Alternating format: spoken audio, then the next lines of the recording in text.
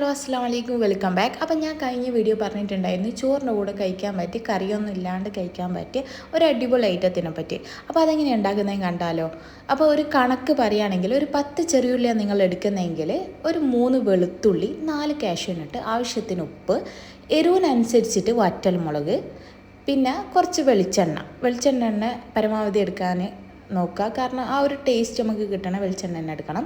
അപ്പോൾ ഞാനിപ്പുറത്ത് പുളി പൊതിർത്തി വെച്ചിട്ടുണ്ടായിരുന്നു കേട്ടോ. വെള്ളത്തിലോ കഞ്ഞിവെള്ളത്തിലോ നിങ്ങൾക്ക് പൊതിർത്തി വെക്കാം കേട്ടോ. പിന്നെ ഒന്ന് ഫ്ലെയിം ഓൺ ആക്കിയിട്ട് നമുക്കിതൊന്നങ്ങ് വാട്ടിയെടുക്കാം. ഇതിൻ്റെ ആ ഒരു പച്ച ഒരു ഇത് പോകാൻ വേണ്ടിയിട്ട്.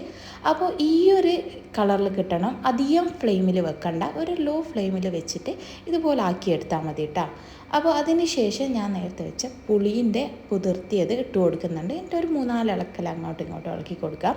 അപ്പോൾ പുളിയും വറ്റൽമുളകും ഒക്കെ നിങ്ങളുടെ ഇഷ്ടത്തിന് നിങ്ങൾക്ക് ഉപയോഗിക്കട്ടെ. എത്രമാത്രം പുളിപ്പ് വേണോ അതിനനുസരിച്ച് നിങ്ങൾക്ക് പുളി എടുക്കാം. അപ്പോൾ നമുക്കിതൊന്ന് ചൂട് പോയതിന് ശേഷം ഒന്ന് അരച്ചെടുക്കാം. അപ്പോൾ ഓവറായിട്ട് അരയണ്ട കേട്ടോ, ഇത്രക്ക് അരയണ്ട, ഒന്ന് ചെറുങ്ങനെ ഒന്ന് അരഞ്ഞാൽ മതി. എൻ്റെ കൂടെ ചെറിയൊരു രീതിക്ക് അരഞ്ഞു പോയിട്ടുണ്ട്. അപ്പോൾ നിങ്ങൾ ഉണ്ടാക്കിയിട്ട് ഇതിൻ്റെ ഫീഡ്ബാക്ക് പറയാം. Okay bye.